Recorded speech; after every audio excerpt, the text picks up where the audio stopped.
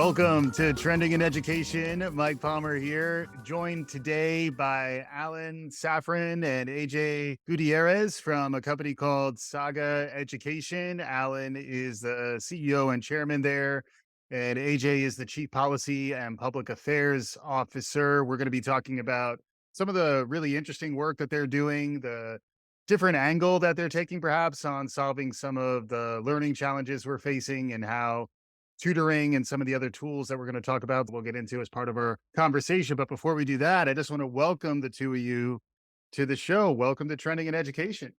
Thank you, Michael. Thank you. So we always begin by getting to know our guests a little bit better, hearing their origin story and how that connects to the work that they're doing in their professional lives. I hear there's lots of really interesting ties into the story of Saga Education. Can you catch us up on who you are, how you got to this point, and then we'll pick up from there on the story of Saga Education. Let's start with you, AJ. Great. Thank you so much for having us, Michael. I'm so excited to share our story. At Saga Education, we specialize in helping school districts implement evidence-based high impact tutoring models. I know I'm deeply connected to this work, just going back to my personal story. I grew up with a single mother in Boston, and she's a really strong woman who raised three kids, who worked multiple jobs to make ends meet, did her best to make sure that education was a priority for me. Yet I still struggled academically. And every year just continued to get harder and harder for me. And I felt disconnected from school, even as soon as elementary school. But that all changed when I attended high school. And that's where I actually met Alan Safran for the first time. And when I started as a freshman in high school, Alan started as the executive director. So he's known me since I was 14 years old. He was my Wow. chess coach. And so there's so many things incredible about the school. And among them was it was the first time, to my understanding, where a public school integrated tutoring into the regular school day in addition to core classroom instruction. And that was just game changing for me to help build my foundational skills, to understand what was going on in class, to feel connected to a caring adult in school. And that just transformed my academic trajectory. Putting It- that in a time context, this is like early 2000s. Correct. Yeah, it's the early 2000s. And, as we think about the moment we're in right now in K-12 education, I mean, the magnitude of the need is really unprecedented. If you look at the most recent national score data, only a quarter of eighth grade students are proficient in mathematics. A less than third of our eighth grade students are reading at grade level.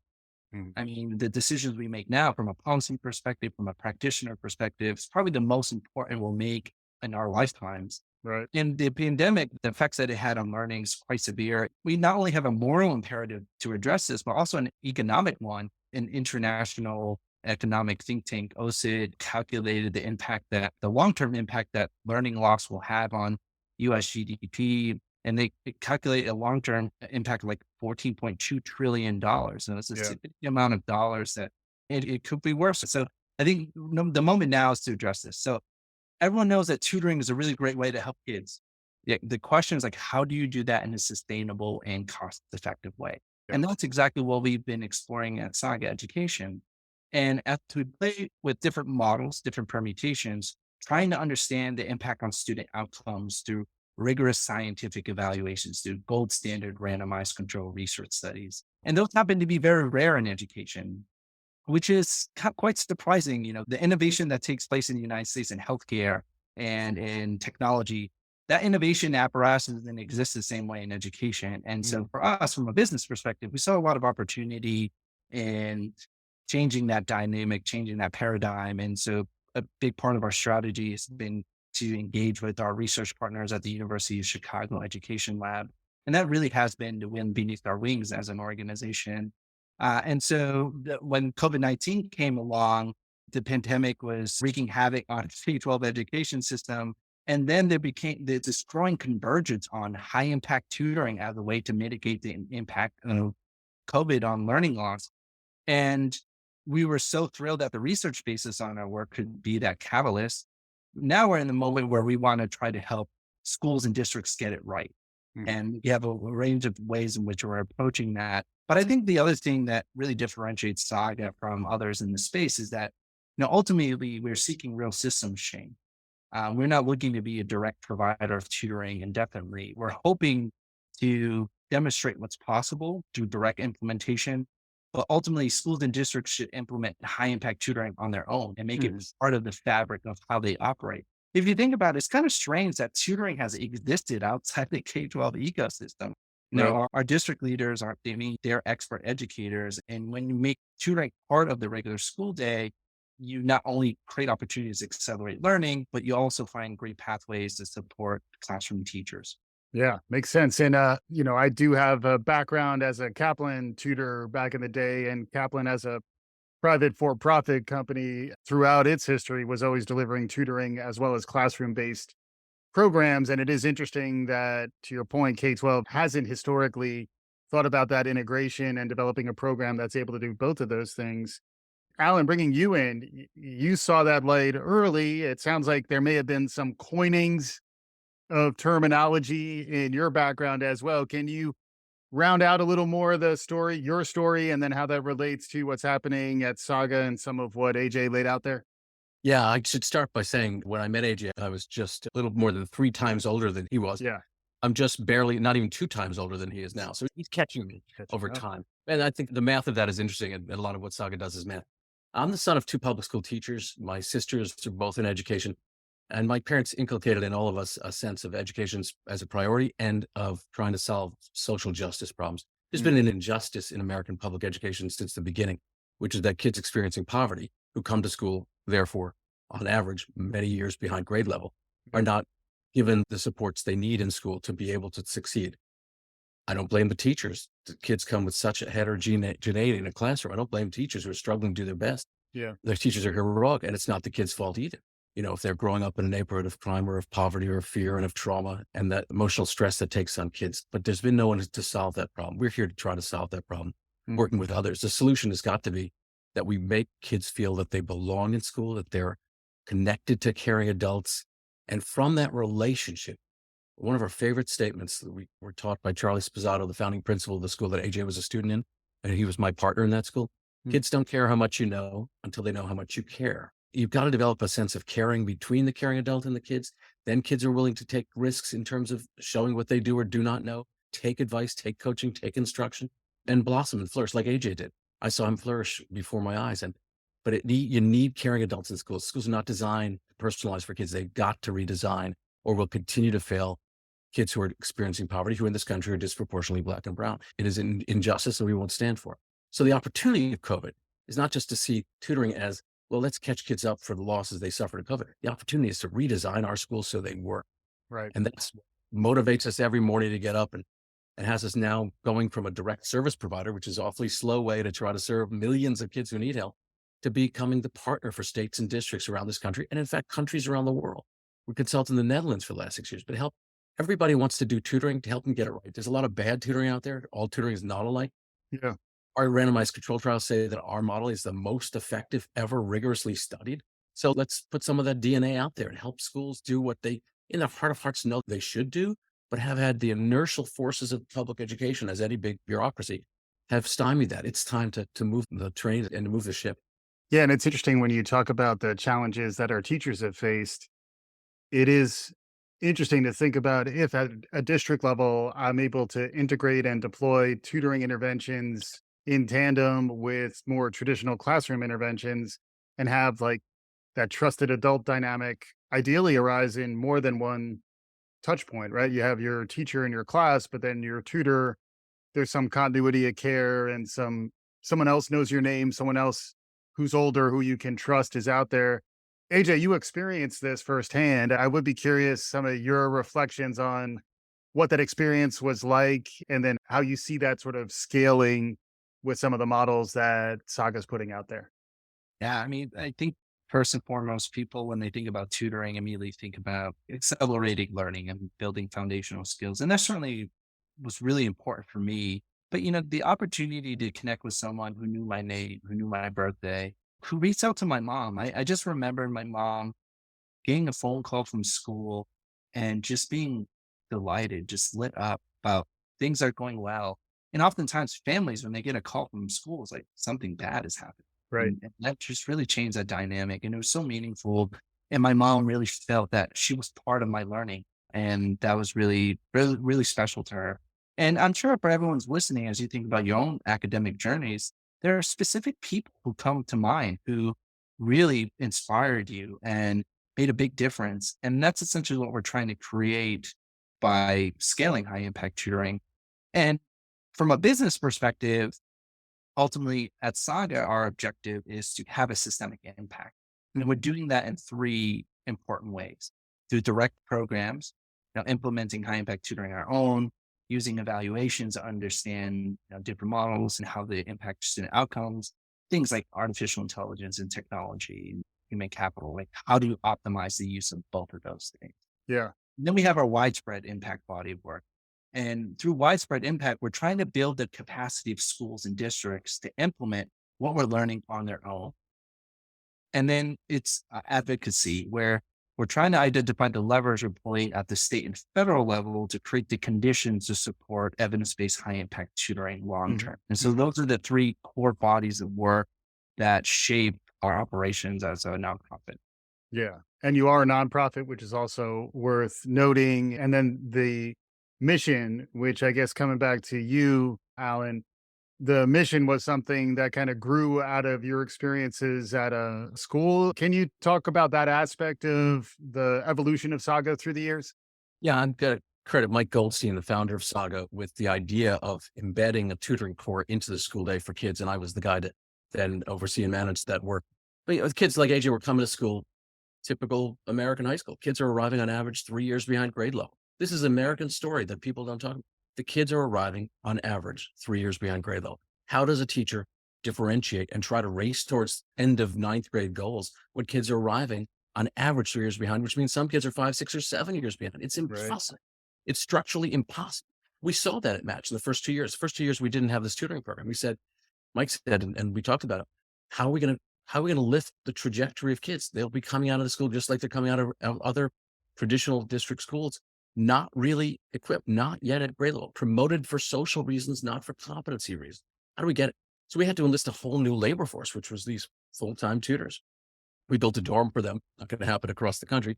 So we could pay them a low stipend, but they'd have a place to live. It was like MTV's Real World. It was a heck of a thing. It was on the third floor of the school, and kids could never go up there until the day they graduated. Then they raced to see what was that mysterious dorm on the third floor of their 3-story building. So we were out of the box in those days. But the idea now, in fact, I would say proudly that of all the ideas and initiatives and innovations that have come out of charters since they were created about 30 years ago, this is the one that's had the most transferability across that chasm between charter public schools and traditional public schools, because districts realize and teachers realize this is a teacher supportive idea. This is something where there's a partnership with the teacher. And on behalf of the kids, teachers would dream of personalizing for every kid. How can they with a student load of 100 or 150? They can't do it. It's structurally designed so it will not work for a teacher to build personal relationship. That's intolerable.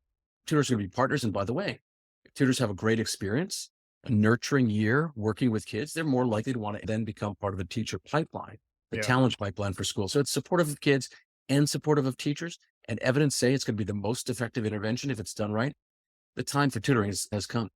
Yeah. And it's interesting, the tailwinds of the pandemic for online tutoring are real as well, where the readiness of folks to adopt online formats. We're recording this podcast in Zoom right now. Prior to the pandemic, I think there was more reluctance and a little more caution around those types of solutions. Since the pandemic, there's two aspects of this. One is that kids are further behind, so they need the interventions more. And then secondly, the readiness to adopt online formats is also more there. I'd love to maybe hear first your thoughts about tutoring, online tutoring, and the power of online versus face-to-face, which I know there's benefits to both, and they're both part of your program. And then AJ hit one of my buzzword bingo ideas when he mentioned AI. So I am going to want to hear more how you're thinking about that. But first, just in terms of the ability to do this through a distributed workforce, through this online format that has really accelerated meaningfully in the past couple of years, I'd love to get some of your perspectives on that.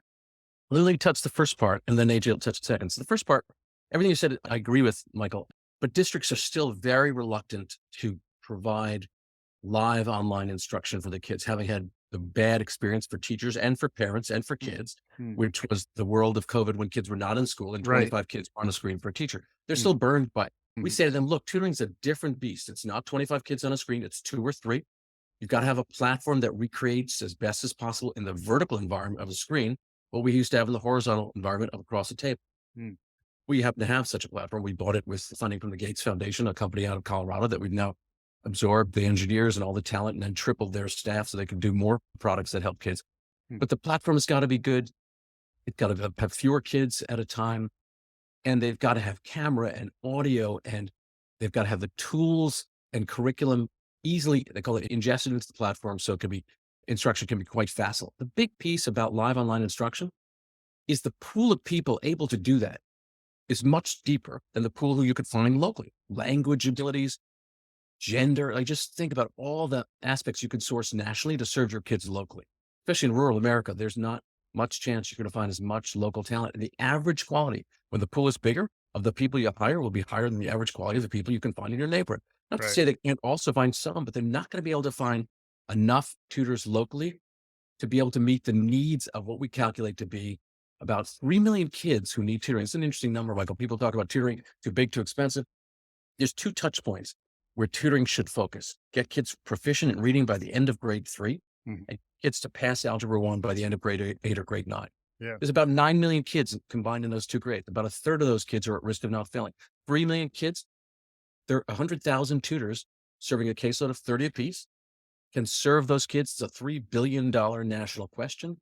Those are the priority areas. Research says the interventions in those areas will be most effective. And if you are proficient at reading by grade 3, you get a 4 times graduation rate 9 years later. Mm. And if you pass Algebra 1 in grade 8 or 9, you get a 4 times graduation rate 3 or 4 years later. Those are the places to focus. Let's not look at this as a K-12 issue. Let's not look at this as an every subject issue. Let's not look at this as an every student issue. About a third of kids in those 2 areas, 3 million kids need this to happen. And the way to reach those kids will include a significant pool of live online tutors using a platform that recreates personal relationships. Love it. And then AJ, the actual profiles of the tutors themselves, because you can go online and reap the benefits that Alan was talking about. Who are you reaching out to if folks like what they're hearing and they want to let more people know about what Saga is doing? Who are your tutors? How are you finding them? Can you tell that side of the story? So the tutors we hire at Saga Education, it's a mixed match of really incredible and talented people. Roughly 80% are recent college graduates. And then the remaining 20% are mid-career changers and retirees. So we have just a really diverse set of individuals who said, you know what, maybe teaching is something I don't want to do. I don't want to worry about managing a large classroom of kids. I don't necessarily worry about developing my own curriculum. Yeah, but I can handle working with 2, 3 students at a time. And so these folks are looking to have a really meaningful impact and build relationship with a specific set of kids, throughout the duration of the school year. And at Saga Education, we do specialize in mathematics, and it's very easy to train people on how to tutor math effectively. And it's sequential, it's spiraling, it's something that we can measure effectively.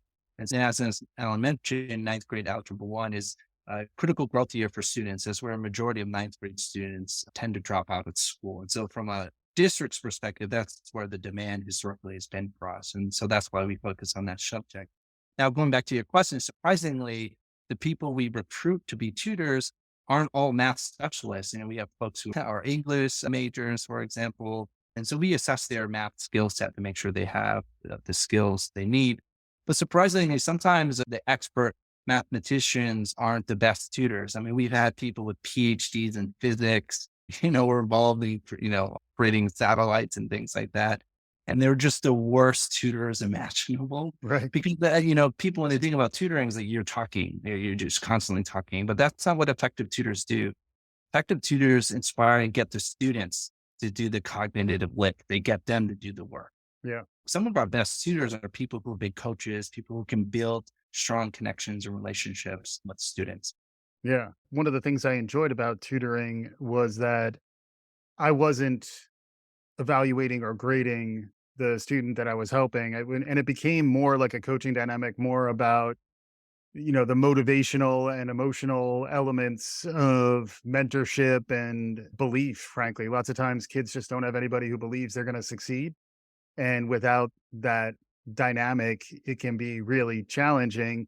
And then now we have new tools like artificial intelligence. I don't want to avoid it for too long, Alan, but there is AI coming into the equation. Some of the supports, even arguably some of the emotional supports, but certainly some of the cognitive tutoring elements and the ways to get your questions answered and to have somebody 24/7 you can reach out to. AI and some of these new generative tools, chatbots, are starting to fill some of those gaps. How is Saga thinking about leveraging this new wave of technology that's hitting the streets? I'll touch on that. But what you said about being a tutor, that you were not assessing it, is actually a beautifully insightful observation, because the kid's relationship with a teacher who is summatively assessing their competence, their skills, is a hierarchical thing. Whereas the tutoring is somewhat hierarchical too, but it's in the form of coach, not evaluator. I think that's really an interesting distinction I haven't heard said as succinctly as that. AI, we see at least three channels to having it deployed in the interest of scaling effective tutoring. One is helping tutors select the just right lesson plan for the student at the moment. Mhm. Just in time curriculum lesson selection is a very helpful tool. Second, listening into tutorials and giving very close to real time feedback to the tutor about how much they talked, how much the kid talked, the tone of their questions, their wait time, some of the things that make for excellent tutoring, effective wait time, effective checks for understanding, precise praise, those sort of things. The tutor can get feedback to that, which right now we do through a human Mm. who has to walk around and observe, or online, listen in and make note. But all tutors simultaneously could be getting that, as opposed to one human having to go sequentially. So that's very powerful. Third thing is, we now have tested a model that has the same effect size as the model that we began with. Our model was one tutor, two kids live, no technology. Got tremendous, up to 2.5 years of extra learning was the result of that intervention. Then we tried a model with one tutor with four kids. Don't tutor four at the same time though. Tutor two, have the other two working on a math adaptive practice tool like Khan or something, and the next day switch them. We got the same effect size from that too. Mm. So my view of AI will be that in that time, the students are working with the tutor will be getting this coaching on their methodology and their lesson selection. In the day that they're working with the platform, an AI bot will be embedded in the platform that's sort of generically adaptive for them. But the AI bot will be specifically personalized for them. Michael, you remember we talked last week about this at your birthday's day, like really personal. And that AI bot will be communicating with the kid in that time, so they feel it's more personalized for them. It's not personal because it's not a human. At least older kids will know that. Younger kids, I think, will think it's a human because it can be made to look like a human. But older kids realize it's personalized to exactly what that's going to be a very helpful component of that half the time on the technology side. But the human side still exists. The human side will take the data from the technology side, employ it in the direct side to be more prescriptive for kids. I think that's the cocktail that converges the power of AI, which is clearly powerful, and the humanity of the human. We believe there's a place and a platform for both. Yeah. And some blending of the two in which, it's thoughtfully deployed. And then the other stakeholders are the classroom teacher and also their families and their homes. AJ, I'd love to hear from you a little more. How do you think about the full? It's really a team dynamic, and some what Alan was putting out there. I think we're going to add some of this generative AI to the team, but can you just round out the whole ecosystem around tutoring and really how it works when it works well? In the context of artificial intelligence, in my heart, I believe that education will always be human led. It'll be equity driven and it will be technology augmented. So as we approach developing cutting edge tools and resources, it's through the lens of relationship centric design.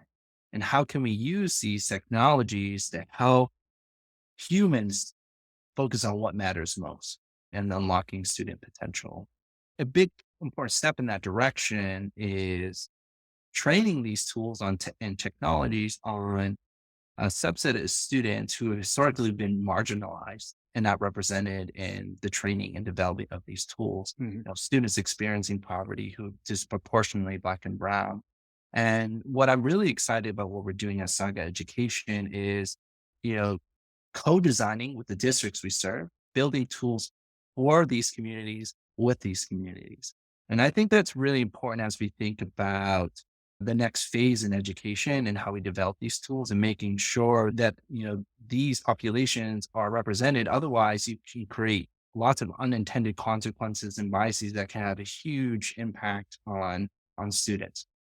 Yeah, and historically, tutoring has been a lot of private tutoring has been something that more affluent families get for their kids, where this model in some ways flips that on its head in a lot of interesting ways. And the results are proven. The website is sagaeducation.org for folks who are curious out there. Definitely want to check it out.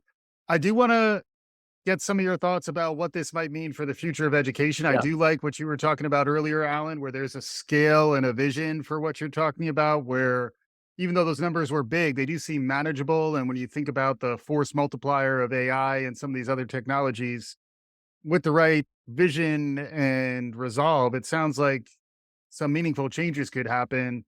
Where do you see this heading? And what are some of your bigger thoughts about how tutoring might be part of the fabric of education in the future? I was hoping you'd ask the question. I was poised. So tutoring out of school time is the least effective. It's not connected to classroom, not connected to teachers. It's really terrible. Tutoring in the Saga model, which we have our own classroom and we're built as a period on the kid's schedule, is better.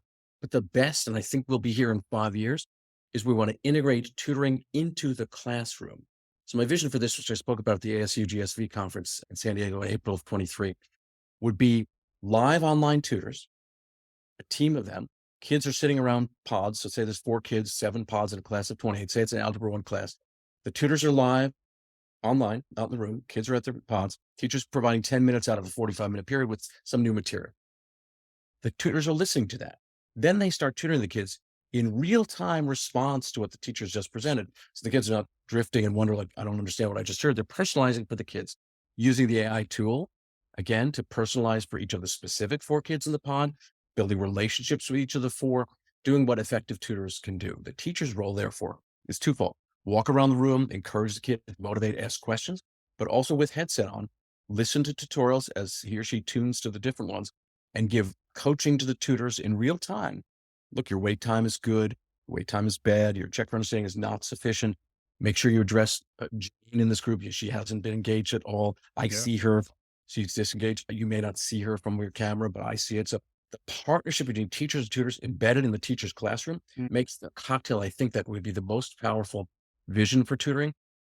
Tutors then would have clear connection to teaching. That's what must happen. Aligning teaching with tutoring is really crucial. That's real-time alignment. Second thing is teachers' experience would be under an effective coach, because teachers would be hired now to be effective at their subject and effective at coaching adults, as well as effective in building relations with kids.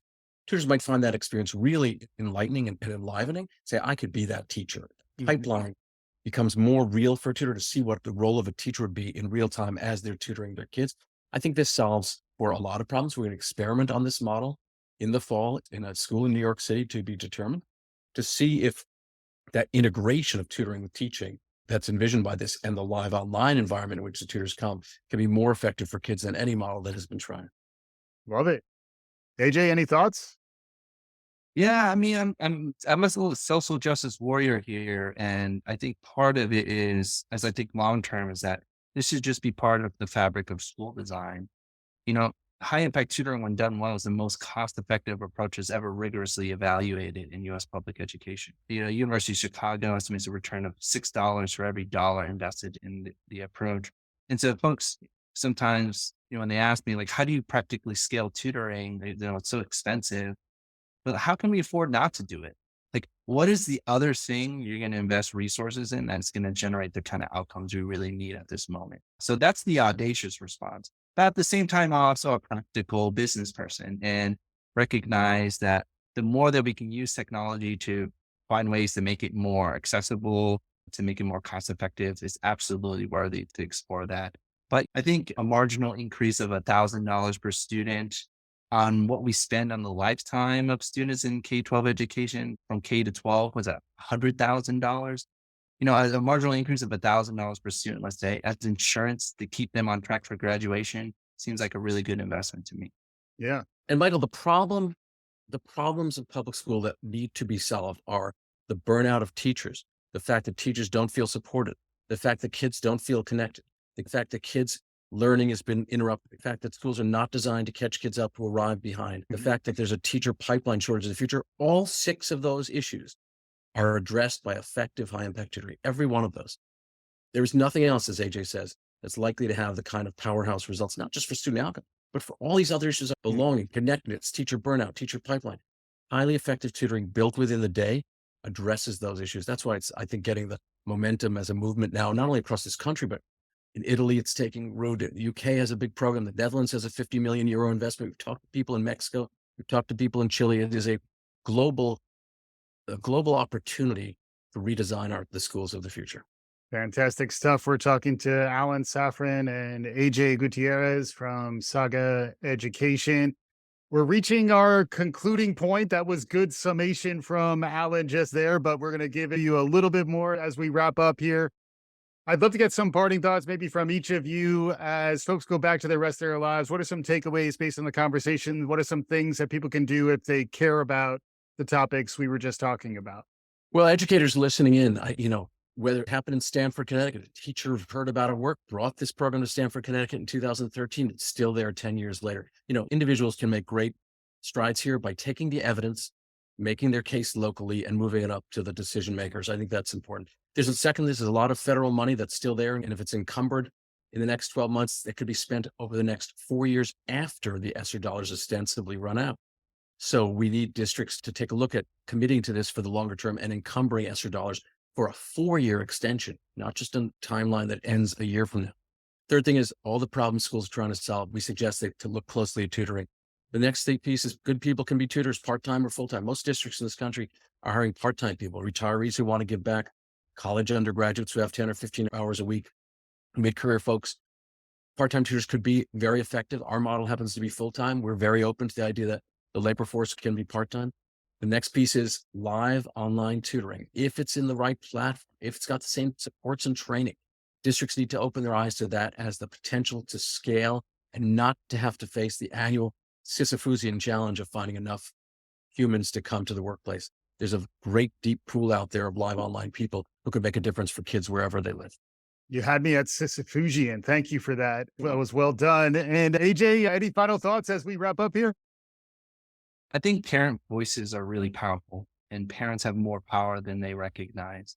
And I think if parents start to recognize and understand that this should just be part of the K-12 experience for my child, that'll go a long way when you're connecting with local state policymakers and federal policymakers. I'm really excited to let you know that high impact tutoring has wonderful bipartisan support at the federal level and also at the state level. I mean, there's a lot of conservative states investing in evidence-based high impact tutoring. Mikey Sherrill and Nancy Mace, Democrat from New Jersey, and Republican from South Carolina, are co-leading a bill for access to the High Impact Tutoring Act that would help steer additional resources to this. And I think for folks listening, it's important to recognize that, not all tutoring is created equal.